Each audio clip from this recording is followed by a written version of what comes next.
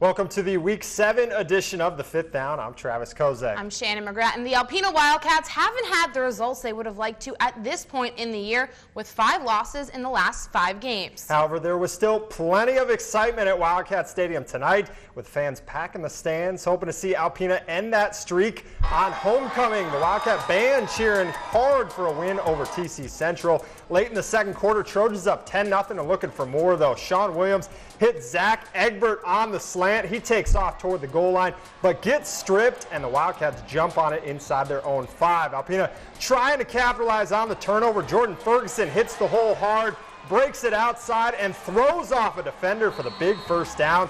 The Central D tightens things up after that. The Wildcats trying to convert on 4th down. TC says no thank you, and it's the Trojans who take advantage of a mistake. Ethan Campbell gets to the outside and scampers down the sideline for 6. Central leads 17-zip at the half. The break doesn't cool off the Trojans' rushing attack. On the opening drive of the third quarter, Drew Gerard takes the delayed handoff, and he gone. TC Central spoils Alpena's homecoming tonight, cruising past the Wildcats 45-0. In Ski Valley action, it's a battle of the Cardinals tonight in Johannesburg. First quarter, Ethan May running the ball into the red zone, allowing Cousin Nick to get the first score of the game. Joburg up 6-0. 2 minutes later, Noah Bacon running the ball up for Onaway, but the Cardinals turning the ball over on downs. In the start of the second, the Huffs finding each other. Brandon with the long throw to Colton, resulting in a Joburg TD.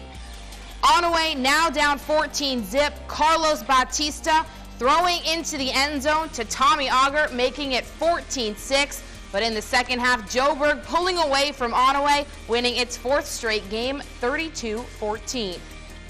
Let's take a look at some other scores from around the area tonight. Alcona easily improving to 7-0, downing Hale 62-0. Josh Mead racking up 143 yards and 3 scores on the ground, while Nathan Fettis added 181 yards and 2 touchdowns rushing for the Tigers. Mile also having a big night. Brad Rhodes connecting on 9 of his 12 passes for 319 yards, helping the Thunderbolts to their 6th consecutive win and clinching Mile a spot in the postseason.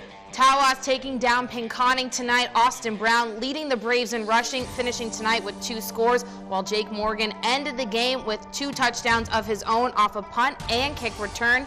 In 8-man action, Brimley had to forfeit its scheduled game against Posen tonight due to injuries. The contest will officially go down as a 2-0 win for the Vikings, improving them to 4-3 on the year. Welcome back. The Alcona Tigers have already wrapped up the North Star League Huron Shores division title, but the division's other teams still have plenty of play for. Rogers City and Whittemore Prescott each entered Week 7, still eligible to automatically qualify for the playoffs. They just need to keep winning. The 4-2 Cardinals hosting the 3-3 Hurons. Whittemore driving in RC territory early in the first quarter, but the Huron defense stops the Cards in their tracks. Travis McDonald gets stripped and RC recovers. Rogers City unable to do anything with it though. And then Jens Gillings hooks up with Travis McDonald for the long score. Whittemore takes the 8-zip lead. Ensuing Rogers City drive. Hurons going for it on 4th down, but Whittemore stops them for the turnover on downs.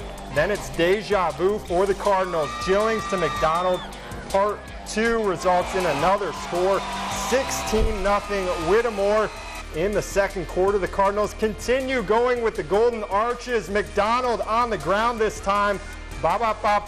He's loving it. McDonald finds the end zone for the 3rd of his 4 touchdowns on the night. Whittemore rolls past Rogers City on homecoming, 44-6. Husky fans lining the fence as Atlanta looks to get its first winning record of the season. Early on, Seth Teets getting the first down for Atlanta before the Huskies turn the ball over on downs.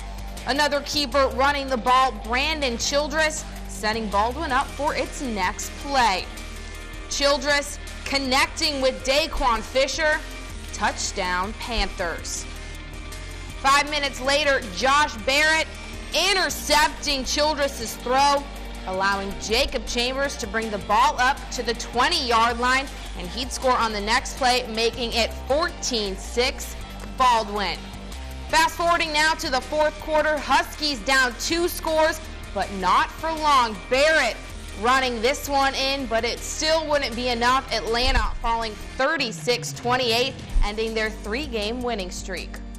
Let's head east on 32 from there. Oscoda visiting Hillman. Owls still looking for their first win of the year and making a strong case to get it early in this one on 3rd down. Jacob Malik sneaks his way for the first on the QB keeper. A few plays later, Thomas Klein finishes things off with authority, bowling his way into the end zone. Oscoda leads 6-0. Hillman wastes no time responding. Ensuing Tiger drive, Ty Jones hooks up with Travis Powers, who picks up a big chunk of yards. The Tigers stick with the passing game. Mike Klein hauls in the screen and then turns on the Jets, diving in for the score. Hillman takes the lead 8-6. After an Oscoda 3-and-out, the Tigers offense goes back to work and back to the air. Jones hooking up with Mason Van Pammel, wide open for 6. Hillman ends its 2-game losing streak, taking down Oscoda 58-22.